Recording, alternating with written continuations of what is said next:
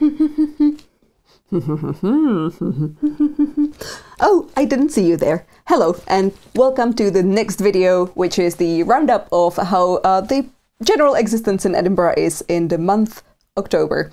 As you probably know, we didn't do the September one because I wasn't here, I was mostly traveling, but now we have moved to our new house, which you can see is very pretty and spooky and dark, and we are ready to give you more of that amazing new concept. A lot of you said you wanted it, so here I am, making it. Anyway, let's start with a little highlight reel of what Edinburgh looked like in the month of October.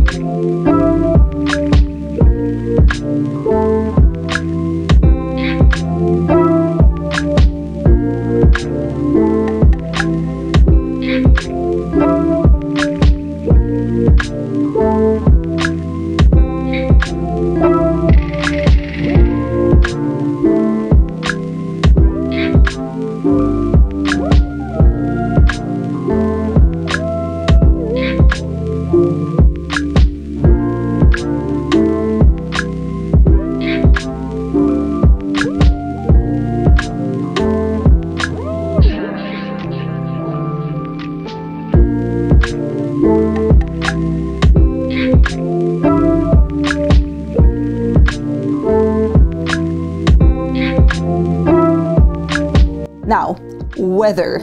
Weather was fun. It was really interesting to me that because the weather was so warm, kind of end of August and in September, it seemed like autumn kind of came later than usual. I would say that the peak color of autumn came probably past mid-October, and it also wasn't super windy at around that time, so the leaves really kind of stuck on. I think it looked great, but then the second half of October started being super rainy, like more rainy than Edinburgh ever is the rest of the year.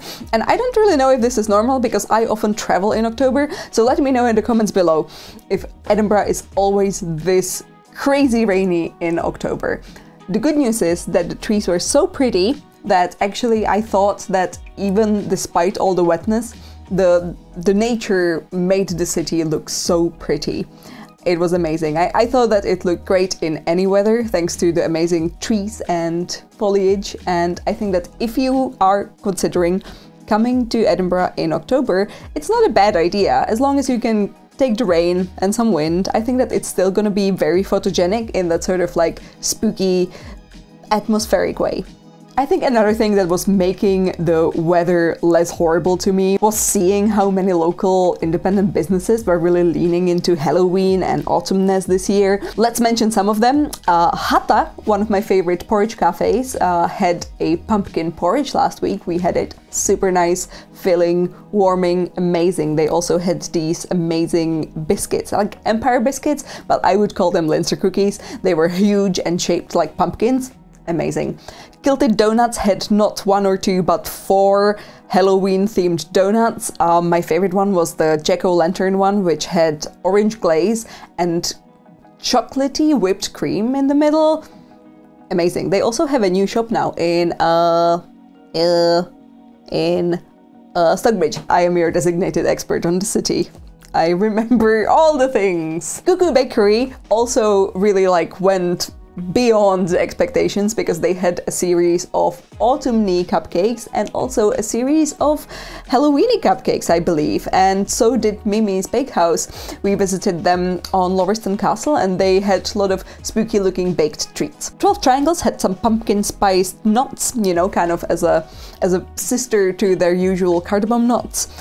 Very tasty as well. And Mupai Gelato had their Halloween special, which was based on pumpkin puree and it had some marshmallow fluff in it. Also, what I found fun, if you're ever in Edinburgh and you're planning like a kind of an at-home, more of a homey Halloween party, nothing like bar related, but just at home, maybe with kids, maybe with friends, and you want to have some Halloween themed food, M&S actually had a whole series of amazing looking like like savory meals, like dishes. They did have these like meat pies shaped like pumpkins, like, you know, a whole portion of it, like a single serve big pie, like a hand pie. I was really impressed with the selection they had this year, which started to be sold like a week before Halloween, so really like meant for families making little Halloween parties. I wish I bought some, because we don't have anything for dinner in the fridge tonight. And we could have had a little pumpkin-shaped hand pie. That's my fault. Now, let's talk about things you can actually do in Edinburgh in October that are specific to the month. First one is kind of my favorite thing, because it's outdoorsy and it's family friendly, and that's pumpkin picking. And we did that last year for the first time ever, and if you watched our video about activities and walks in Edinburgh in autumn, you know that we went to Craigie's, and we went there again, and this year it was even better than last year. We went on the 21st, and it seemed like that was like the height of the pumpkin season. They had so many of them. They had like jumbo, humongous ones, and definitely different kinds of like those orangey classic ones, but also those white ghosty ones. You could also pick up some like lettuce and eggs, and like you can definitely pick up more than just pumpkins if you go there. The only tip I'm gonna give you, once again, please book it far away in advance, because when I was looking at it like 10 days in advance, it was all just booked out. So yeah, book it in advance, bring friends, bring your family, and buy yourself some pumpkins. I've heard they are also tasty, because my friend made a pie from one of them and he said it was nice. So yeah, probably nicer than the ones from the supermarket. Perhaps a bit less family friendly is the Edinburgh Cocktail Week, which happens every year around October-ish time, and this year it actually took 2 weeks. And how it works is that you get a bracelet, which is like the Edinburgh Cocktail Festival bracelet, and if you have that, and I think that it costs £8, yeah, it costs £8, and if you have it, you have access to £4 cocktails, either in the Cocktail Village, which was on the festival square this year, or you can go to one of the bars that are taking part in the festival. To me, I would be a lot more sold on this if I knew that my favorite bars are taking part in it. I think that the bars I like maybe don't want to have more people coming in, I don't know. But I think that if you don't mind being surrounded by people, or, you know, drinking, if you're into that sort of thing, I think that you should definitely keep that in mind if you're coming in October, because it seems like a fun thing to do for people who are into that. I'm not, but it looked fun. Interesting fun fact that's connected to the Edinburgh Cocktail Week is that this was like one of the first events where I noticed that you had to have a proof of vaccination to get in. One update to the COVID system in Scotland now is that there's an app. I don't think that this is something that you need if you're coming from abroad, but if you're a Scottish local, then do not forget to get your COVID vaccination status app. I think that it's going to be great for traveling as well. And one last thing, if you're coming to Edinburgh this time of year, obviously there's going to be Halloween-y things happening, but also the traditional Samhuinn, I think, is the way it's pronounced. This thing. It's actually pronounced differently in like Irish Gaelic and Scottish Gaelic and English and Welsh, so I probably just butchered it, but traditionally the Beltane Fire Society used to have like a big event with like fire sort of, I would call them fire jugglers, but I'm pretty sure that's not what they call themselves. Anyway, with like it's an event with a lot of fire.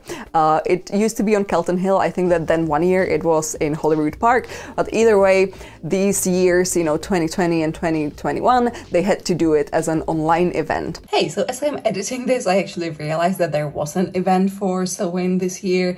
It was like a parade with a lot of fire and quite a lot of people as well, which honestly surprises me, but I guess it's a good sign that things are going back to normal, which means that if you're coming next year, it's very likely that you will see this event if you're interested in it. So yeah, joy. Alright, so I think that from this point on, the next two videos will be very Christmassy, so I hope you enjoyed this one, which was the peak autumniness. Let me know in the comments below if you've ever been to Edinburgh in October and if you loved it, or if you hated it, or if you just always thought, I'm just gonna save it for Christmas time, because Christmas time in Edinburgh is amazing. We're gonna see that in the next two videos from this series. Yes. Don't forget that I exist on Instagram, on KakiBot and KakiBlog for my illustrations and my pictures of my life in Edinburgh. Yeah, and Edinburgh prettiness. And also you can buy my goods over on Etsy store. A great way of supporting me if you like watching these videos. Okay, everything is gonna be in the doobly-doo. I'm gonna try and put all the important links in there, and I shall see you soon.